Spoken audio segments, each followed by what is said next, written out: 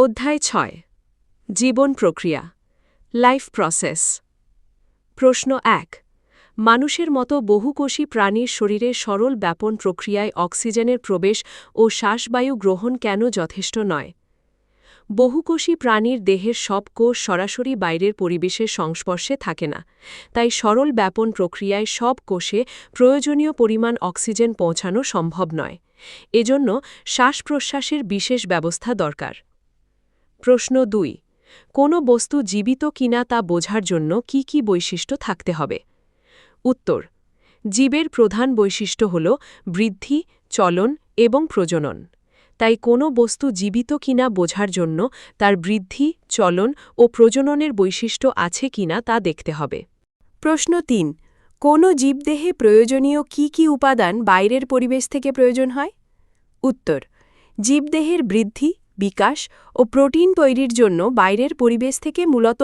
খাদ্য জল এবং অক্সিজেন প্রয়োজন হয় প্রশ্ন ৪ জীবন ধারণ করার জন্য কোন কোন প্রক্রিয়ার প্রয়োজন আছে বলে মনে করো উত্তর জীবন ধারণ করার জন্য প্রধানত ৪টি প্রক্রিয়ার প্রয়োজন হয় পুষ্টি শ্বসন পরিবহন এবং রেচন প্রশ্ন ৫ স্বপোষিত পুষ্টি এবং পরপোষিত পুষ্টির মধ্যে কি পার্থক্য আছে উত্তর স্বপোষিত পুষ্টি যে পুষ্টি প্রক্রিয়ায় জীব নিজের দেহে নিজে খাদ্য তৈরি করে পুষ্টি মেটায় তাকে স্বপোষিত পুষ্টি বলে যেমন সবুজ উদ্ভিদের পুষ্টি পরপোষিত পুষ্টি যে পুষ্টি প্রক্রিয়ায় জীব নিজের দেহে খাদ্য তৈরি না করে সরাসরি বা পরোক্ষভাবে উদ্ভিদের তৈরি খাদ্য গ্রহণ করে বা মৃত জৈব পদার্থ ও অন্য জীবের দেহ থেকে পুষ্টিরস শোষণ করে তাকে পরপোষিত পুষ্টি বলে যেমন প্রাণীদের পুষ্টি মৃতজীবী ও পরজীবী উদ্ভিদের পুষ্টি প্রশ্ন ৬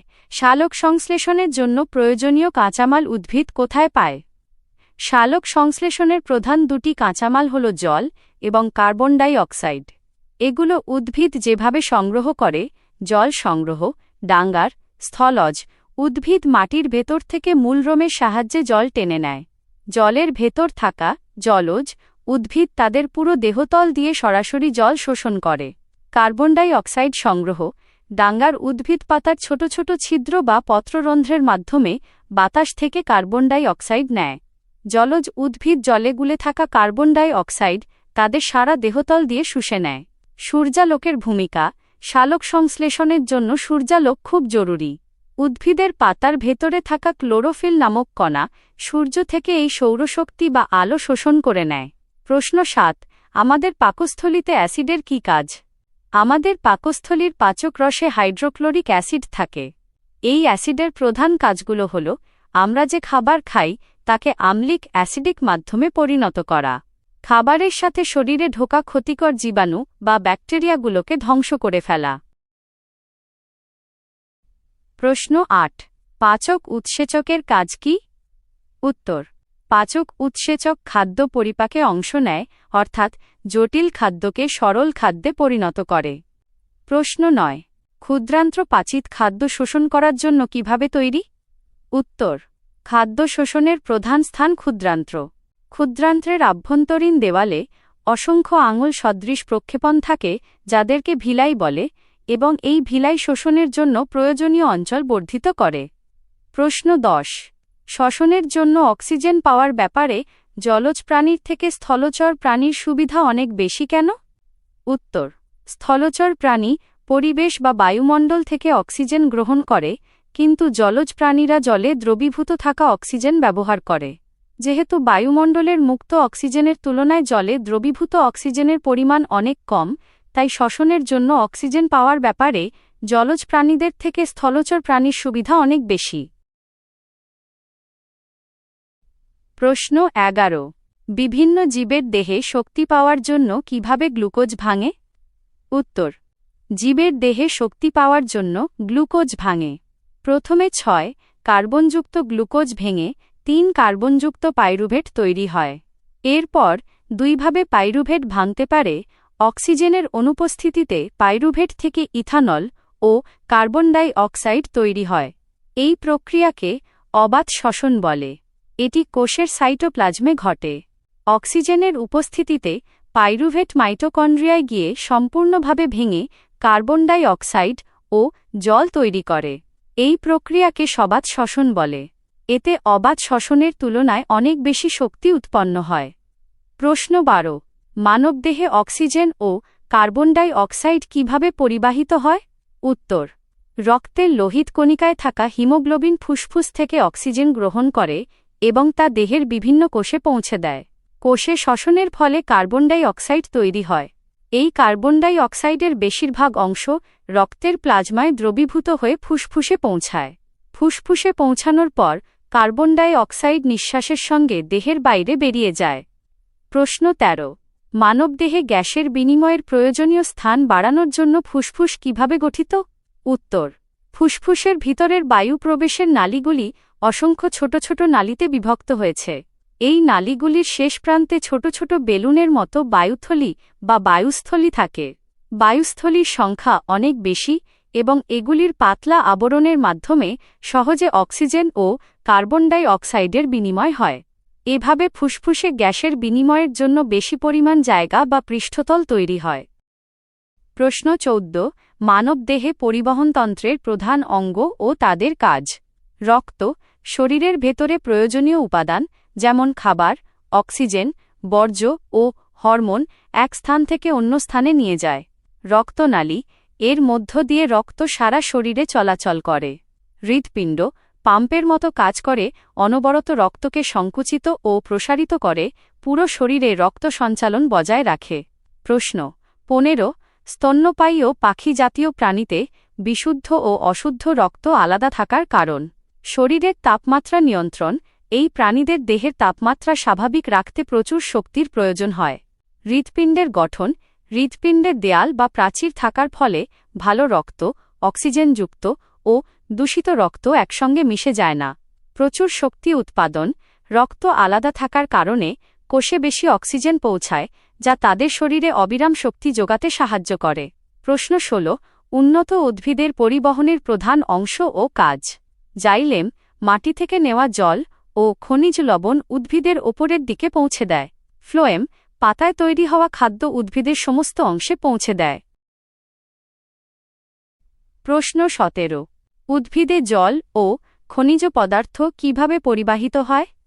উত্তর: মূলের শিকড় মাটি থেকে জল ও খনিজ পদার্থ শোষণ করে। জাইলেম কলার মাধ্যমে এই জল ও খনিজ পদার্থ মূল থেকে কাণ্ড ও পাতায় পৌঁছায়। জল উপরের দিকে ওঠার প্রধান কারণ হল মূলচাপ এবং পাতার প্রস্বেদনজনিত টান। পাতার রন্ধ্র দিয়ে জলীয় বাষ্প বেরিয়ে যাওয়ার ফলে জাইলেমে টান সৃষ্টি হয়। এই টানের কারণে জল ও খনিজ পদার্থ ওপরের দিকে উঠে গিয়ে উদ্ভিদের বিভিন্ন অংশে পৌঁছায়। প্রশ্ন 18। উদ্ভিদে খাদ্য কিভাবে স্থানান্তরিত হয়? উত্তর: সালোক সংশ্লেষণের ফলে পাতায় খাদ্য তৈরি হয়। এই খাদ্য ফ্লোয়েম কলার মাধ্যমে উদ্ভিদের বিভিন্ন অংশে পরিবাহিত হয়। ফ্লোয়েমের মাধ্যমে খাদ্য মূল, কাণ্ড, ফুল, ফল, বীজ, কুঁড়ি ও নতুন পাতায় পৌঁছায়। সেখানে খাদ্য সঞ্চয় ও শক্তি উৎপাদনের কাজে ব্যবহৃত হয়। এভাবেই খাদ্য উদ্ভিদের প্রয়োজনীয় বিভিন্ন অংশে স্থানান্তরিত হয়। প্রশ্ন 19। নেফ্রনের গঠন এবং কার্যকারিতা বর্ণনা করো। উত্তর: নেফ্রন হল বৃক্কের গঠন ও কাজের প্রধান একক। প্রতিটি নেফ্রন একটি নলাকার অংশ নিয়ে গঠিত। এর প্রধান অংশগুলি হল বোম্যানের ক্যাপসুল, এর ভিতরে রক্তজালিকার মতো গ্লোমেরুলাস থাকে। এর 4টি অংশ যথা: নিকটবর্তী সংবর্ত নালিকা, হেনলির লুপ, দূরবর্তী সংবর্ত নালিকা, সংগ্রাহী নালিকা। নেফ্রনের কাজ: রক্তের বর্জ্য পদার্থ প্রথমে গ্লোমেরুলাসে ছেঁকে বোম্যানের ক্যাপসুলে আসে। এরপর এই তরল নেফ্রনের বিভিন্ন নালিকার মধ্য দিয়ে যায়। এই সময় জল, গ্লুকোজ, অ্যামিনো অ্যাসিড ও প্রয়োজনীয় লবণ আবার রক্তে শোষিত হয়। অন্যদিকে ইউরিয়া, ইউরিক অ্যাসিড, ক্রিয়েটিনিন ও অতিরিক্ত লবণ ইত্যাদি বর্জ্য পদার্থ থেকে যায়। শেষে এগুলি জলসহ মূত্র হিসেবে দেহের বাইরে বেরিয়ে যায়। প্রশ্ন 20। উদ্ভিদ কি কি উপায়ে বর্জ্য পদার্থ অপসারণ করে? উত্তর: উদ্ভিদ বিভিন্ন উপায়ে বর্জ্য পদার্থ অপসারণ করে। যেমন কোষের ভ্যাকুওল বা গহ্বরে বর্জ্য পদার্থ জমিয়ে রাখে। পাতা, বাকল ও পুরনো অংশে বর্জ্য পদার্থ জমা করে। পাতা, বাকল ও পুরনো অংশে বর্জ্য পদার্থ জমা করে। অনেক উদ্ভিদ পাতা ঝরিয়ে বর্জ্য পদার্থ দূর করে। কিছু বর্জ্য পদার্থ মূলের মাধ্যমে মাটিতে ছেড়ে দেয়। উদ্ভিদ রেজিন, গাম ও অন্যান্য পদার্থের মাধ্যমে কিছু বর্জ্য পদার্থ বাইরে বের করে দেয়। প্রশ্ন ২১। উৎপন্ন হওয়া মূত্রের পরিমাণ কিভাবে নিয়ন্ত্রিত হয়? উত্তর, নেফ্রনের গ্লোমেরুলাসে রক্ত পরিস্রাবিত হওয়ার পর যখন তা বৃক্কীয় নালিকার মধ্য দিয়ে যায়, তখন শরীর প্রয়োজনীয় উপাদানগুলো যেমন জল ও গ্লুকোজ আবার শোষণ করে নেয়। দেহে ঠিক কতটুক জল অতিরিক্ত আছে এবং কী পরিমাণ বর্জ্য শরীর থেকে বের করতে হবে তার ওপর ভিত্তি করে পুনঃশোষণের পরিমাণ নির্ধারিত হয়। বিশেষ কিছু হরমোনের প্রভাবের মাধ্যমেই উৎপন্ন মূত্রের পরিমাণ নিয়ন্ত্রিত হয়। প্রশ্ন ২২। মানবদেহে বৃক্ক থাকে? উত্তর, রেচনের জন্য। প্রশ্ন ২৩। উদ্ভিদের জাইলেম কলার কাজ হল? উত্তর, জল পরিবহন। প্রশ্ন ২৪। স্বপোষিত পুষ্টির জন্য প্রয়োজন কার্বন ডাই অক্সাইড এবং জল। ক্লোরোফিল, সূর্যালোক। উত্তর, ওপরের সব কয়টি? প্রশ্ন ২৫।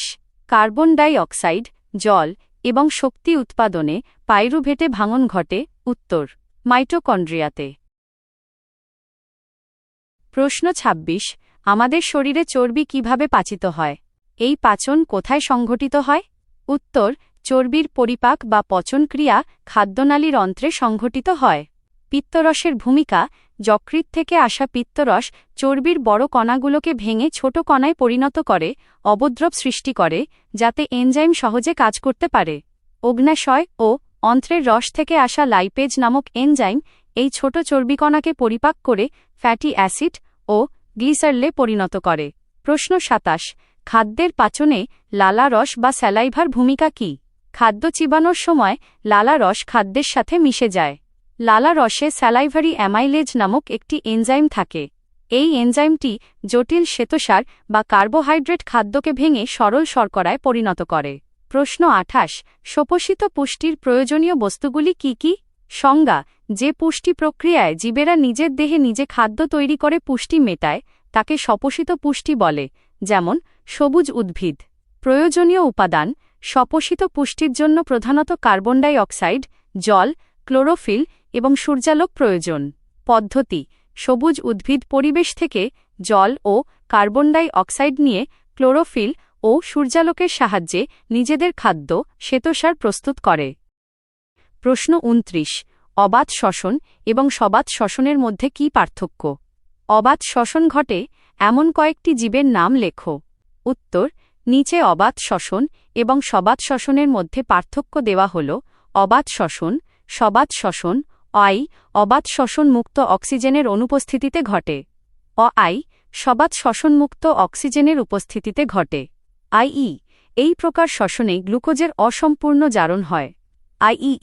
এই প্রকার শ্বসনে গ্লুকোজের সম্পূর্ণ জারণ হয়। অবাত শ্বসনে উৎপাদিত হওয়া শক্তির পরিমাণ কম হয়। সবাত শ্বসনে উৎপাদিত হওয়া শক্তির পরিমাণ বেশি হয়। এই শ্বসন প্রক্রিয়ায় জল এবং অক্সিজেনযুক্ত যৌগ উৎপন্ন হয়। এই শ্বসন প্রক্রিয়ায় কার্বন ডাই অক্সাইড এবং জল উৎপন্ন হয়। অবাত শ্বসন কেবলমাত্র কোষের সাইটোপ্লাজমে ঘটে। এই প্রকার শ্বসন কোষের সাইটোপ্লাজমে এবং মাইটোকন্ড্রিয়ায় ঘটে। অবাত শ্বসন ঘটে এমন কয়েকটি জীব: ইস্ট নামক এককোষী ছত্রাক, ফিতাকৃমি, গোলকৃমি ইত্যাদি। প্রশ্ন ৩০। গ্যাসের বিনিময় বেশি করার সুবিধার জন্য ফুসফুসে অ্যালভিওলি কিভাবে বিস্তৃত হয়? উত্তর, প্রতিটি ফুসফুসে অসংখ্য ক্ষুদ্র ক্ষুদ্র বায়ুথলি বা অ্যালভিওলি থাকে। বায়ুথলিগুলি রক্তজালকে পরিবেষ্টিত অবস্থায় থাকে। বায়ুথলিগুলির গঠন বেলুন আকৃতির হওয়ায় এদের বায়ুধারণ ক্ষমতা বৃদ্ধি পায় এবং ফুসফুসে সর্বোচ্চ পরিমাণ শ্বাসবায়ুর বিনিময় ঘটে। প্রশ্ন ৩১। আমাদের শরীরে হিমোগ্লোবিনের অভাব ঘটলে কি হতে পারে? উত্তর, হিমোগ্লোবিন রক্তে অক্সিজেন পরিবহন করে। শরীরে হিমোগ্লোবিনের অভাব হলে রক্তের অক্সিজেন পরিবহনের ক্ষমতা কমে যায়, ফলে শরীরে অক্সিজেনের অভাব হয় এবং শ্বাসকষ্ট হতে পারে। প্রশ্ন ৩২।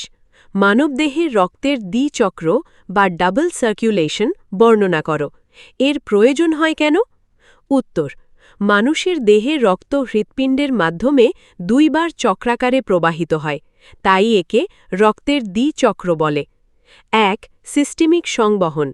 হৃৎপিণ্ড থেকে অক্সিজেনযুক্ত রক্ত সারা দেহে যায় এবং দেহের বিভিন্ন অংশে অক্সিজেন সরবরাহ করে।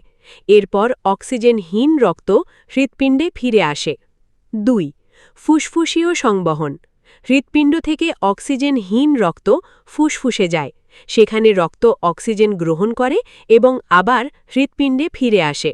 দ্বিচক্রের ফলে অক্সিজেনযুক্ত ও অক্সিজেনহীন রক্ত আলাদা থাকে, তাই দেহের কোষগুলি পর্যাপ্ত অক্সিজেন পায় এবং শক্তি উৎপন্ন হয়। এজন্য মানুষের দেহে রক্তের দ্বিচক্র খুবই গুরুত্বপূর্ণ। প্রশ্ন 33: জাইলেম এবং ফ্লোয়েম দ্বারা পরিবহনে কি পার্থক্য আছে? উত্তর: জাইলেম মাটি থেকে জল ও খনিজ লবণ শিকড় থেকে উদ্ভিদের ওপরের দিকে পরিবহন করে। জাইলেমে পরিবহন প্রধানত ঊর্ধ্বমুখী হয় এবং এর জন্য মূলত ভৌত টান কাজ করে। ফ্লোয়েম পাতায় তৈরি খাদ্য উদ্ভিদের বিভিন্ন অংশে পরিবহন করে। ফ্লোয়েমে খাদ্য পরিবহনের জন্য শক্তির বা এটিপির প্রয়োজন হয়। প্রশ্ন 34: ফুসফুসে অ্যালভিওলি এবং বৃক্কে নেফ্রনের কাজ ও গঠনের তুলনা করো।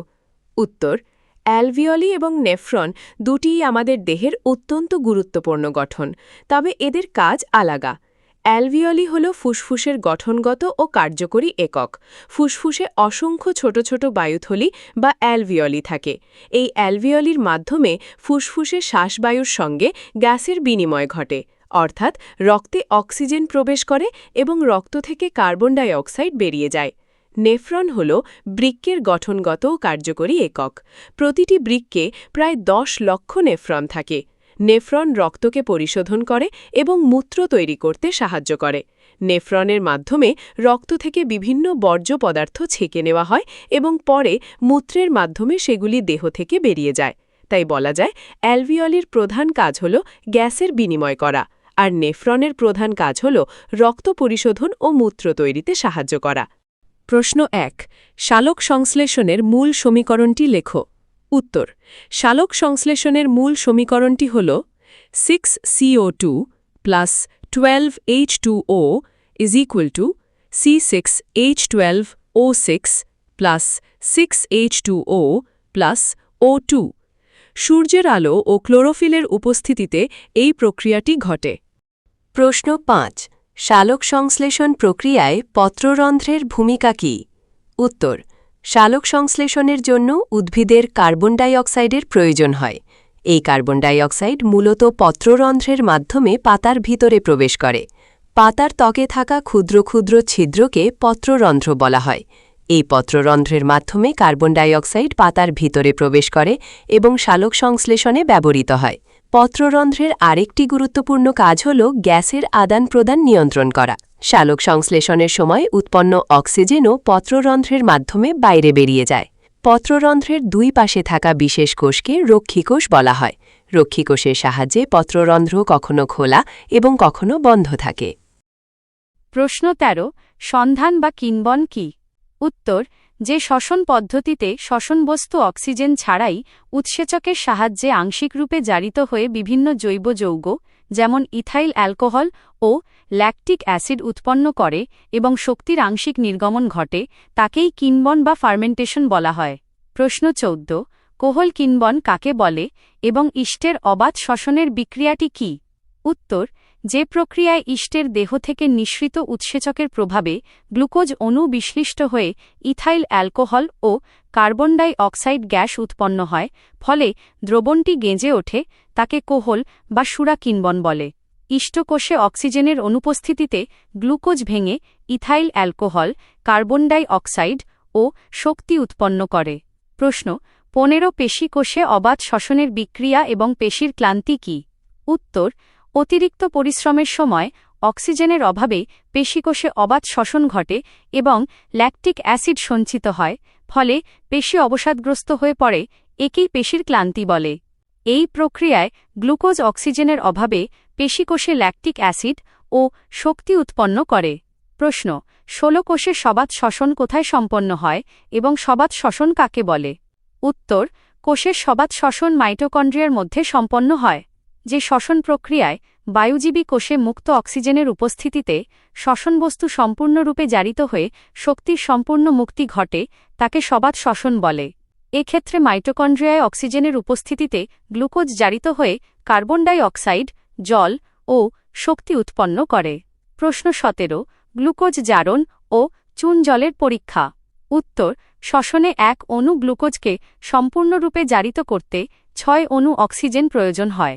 আর নিঃশ্বাস বায়ুতে কার্বন ডাই অক্সাইড থাকে বলে স্বচ্ছ চুন জলে ফুঁ দিলে কার্বন ডাই অক্সাইডের সাথে বিক্রিয়ায় অদ্রাব্য ক্যালসিয়াম কার্বনেট উৎপন্ন হয়, যার ফলে চুন জল ঘোলা হয়ে যায়। প্রশ্ন 18, শ্বাসরঞ্জক কি?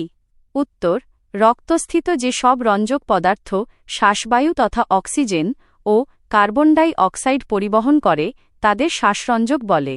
প্রাণীদের প্রধান শ্বাসরঞ্জক পদার্থটি হল হিমোগ্লোবিন। প্রশ্ন 19, শ্বাসতন্ত্র কি এবং এর বিভিন্ন অংশসমূহ এর নাম লেখো।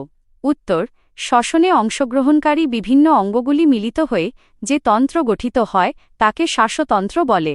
মানুষের শ্বাসতন্ত্রের বিভিন্ন অংশগুলির মধ্যে রয়েছে একজোড়া ফুসফুস, একজোড়া ব্রোঙ্কাস, একটি ট্রাকিয়া, ল্যারিংক্স, শ্বাসছিদ্র, নাসাপথ এবং বহি নাসারন্ধ্র ও অন্তঃনাসারন্ধ্র।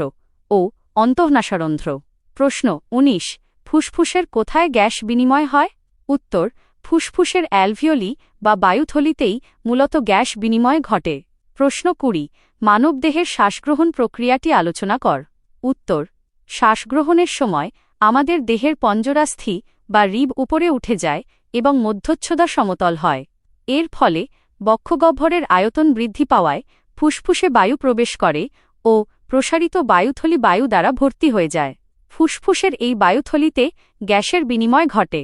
রক্ত শরীরের অন্যান্য অঙ্গ থেকে কার্বন ডাই অক্সাইড বহন করে এনে বায়ুথলিতে ছেড়ে দেয় এবং বায়ুথলির ভেতরে থাকা অক্সিজেন রক্ত গ্রহণ করে। অক্সিজেনযুক্ত এই রক্ত রক্তবাহিকার মাধ্যমে সমস্ত শরীরে পরিবাহিত হয়।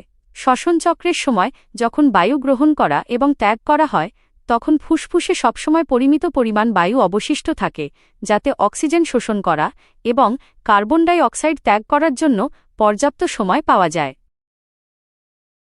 প্রশ্ন 21, মানুষের হৃৎপিণ্ডের গঠন চিত্রসহ বর্ণনা করো। উত্তর: চিত্র মেইন বই থেকে নিজে আঁকো। মানুষের হৃৎপিণ্ড মূলত 4টি প্রকোষ্ঠ নিয়ে গঠিত। উপরের 2টি প্রকোষ্ঠকে বলা হয় ডান অলিন্দ ও বাম অলিন্দ, আর নিচের 2টি প্রকোষ্ঠ হল ডান নিলয় ও বাম নিলয়। ডান ও বাম অলিন্দের মাঝখানে থাকে অন্ত অলিন্দ্যীয় প্রাচীর এবং ডান ও বাম নিলয়ের মাঝখানে থাকে অন্তঃনিলয়ীয় প্রাচীর। এই প্রাচীরগুলির কারণে হৃৎপিণ্ডের ডান ও বাম অংশের রক্ত পরস্পরের সঙ্গে মিশতে পারে না। ডান অলিন্দের সঙ্গে ঊর্ধ্ব ও নিম্ন মহাশিরা যুক্ত থাকে। ডান অলিন্দ থেকে রক্ত ডান নিলয়ে যায়। আবার ডান নিলয় থেকে ফুসফুসীয় ধমনীর মাধ্যমে রক্ত ফুসফুসে পৌঁছায়। অন্যদিকে বাম অলিন্দের সঙ্গে ফুসফুসীয় শিরা যুক্ত থাকে। বাম অলিন্দ থেকে রক্ত বাম নিলয়ে যায়। বাম নিলয় থেকে মহাধমনীর মাধ্যমে রক্ত সারা শরীরে পৌঁছে যায়। অলিন্দ ও নিলয়ের সংযোগস্থলে কপাটিকা থাকে। ডান দিকে থাকে ত্রিপত্র কপাটিকা এবং বাম দিকে থাকে দ্বিপত্র কপাটিকা। এছাড়া ধমনী ও নিলয়ের সংযোগস্থলেও কপাটিকা থাকে। এগুলি রক্তকে একমুখী পথে চলতে সাহায্য করে। প্রশ্ন 22, মানুষের হৃৎপিণ্ডের মধ্যে কিভাবে রক্ত সংবহন হয়?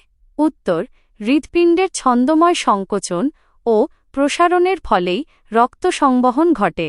প্রথমে শরীর থেকে অক্সিজেনবিহীন রক্ত মহাশিরার মাধ্যমে ডান অলিন্দে আসে। ডান অলিন্দ সংকুচিত হলে রক্ত ডান নিলয়ে প্রবেশ করে। এরপর ডান নিলয় সংকুচিত হলে রক্ত ফুসফুসীয় ধমনীর মাধ্যমে ফুসফুসে যায়। ফুসফুসে রক্ত অক্সিজেন গ্রহণ করে এবং কার্বন ডাই অক্সাইড ত্যাগ করে। অক্সিজেনযুক্ত রক্ত এরপর ফুসফুসীয় শিরার মাধ্যমে বাম অলিন্দে ফিরে আসে। বাম অলিন্দ সংকুচিত হলে রক্ত বাম নিলয়ে প্রবেশ করে। সবশেষে বাম নিলয় সংকুচিত হয়ে অক্সিজেনযুক্ত রক্ত মহাধমনীর মাধ্যমে সারা শরীরে পাঠিয়ে দেয়।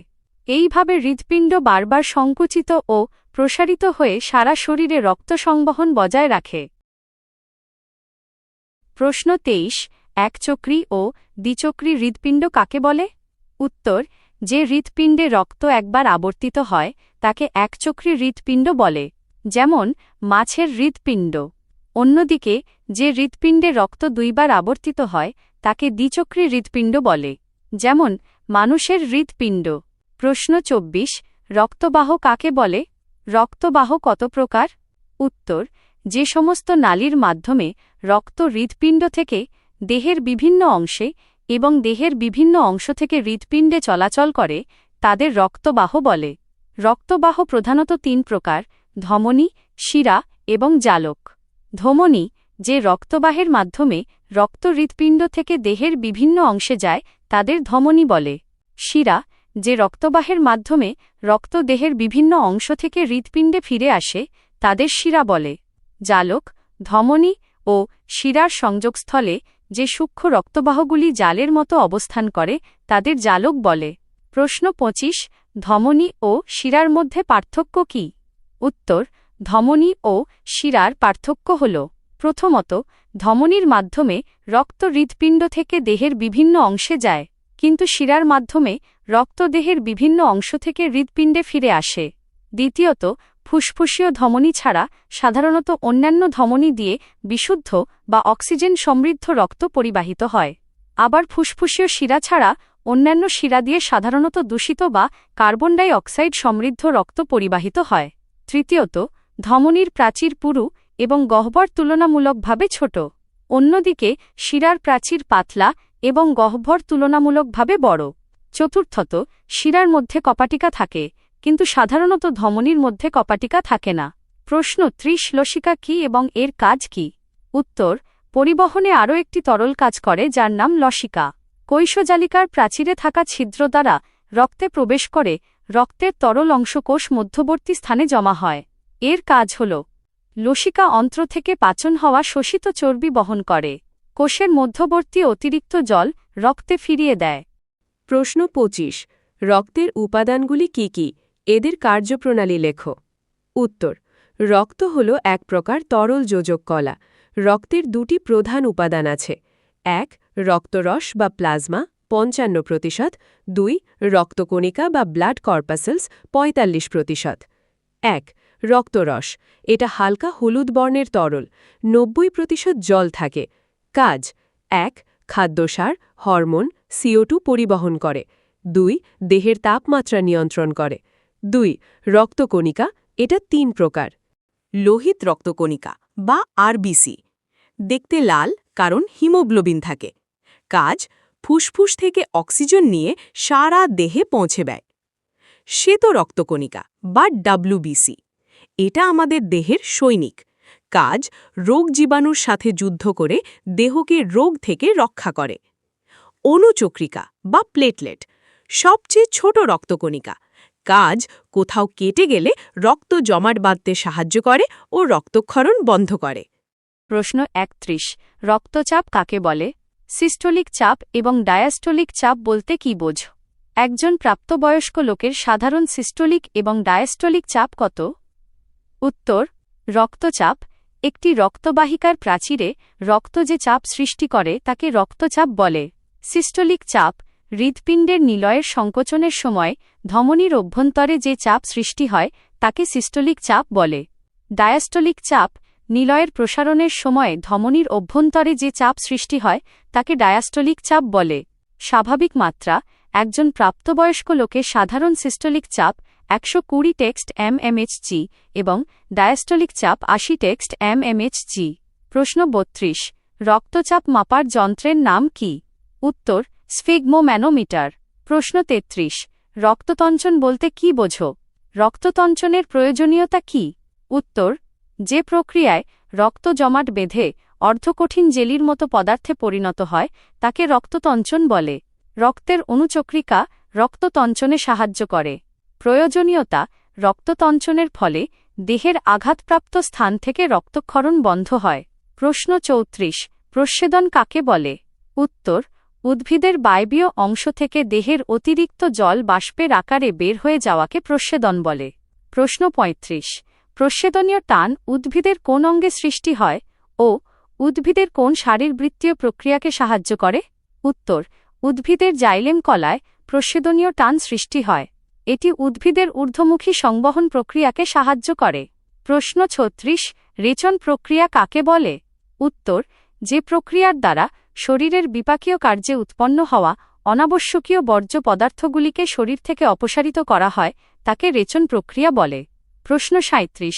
একজন সুস্থ প্রাপ্তবয়স্ক মানুষের দুটি বৃক্ক দিয়ে দৈনিক কত লিটার তরল পদার্থ পরিস্রাবণ হয়? উত্তর: ১৮০ লিটার। প্রশ্ন ৩৮। স্বাভাবিক অবস্থায় মূত্রে গ্লুকোজ থাকে না কেন? উত্তর: নেফ্রনের গ্লোমেরুলাসে পরিশ্রুত তরলে গ্লুকোজ থাকে, কিন্তু বৃক্কীয় নালিকায় ওই গ্লুকোজের পুনঃশোষণ সম্পন্ন হয়। এই কারণে স্বাভাবিক অবস্থায় মূত্রে গ্লুকোজ থাকে না।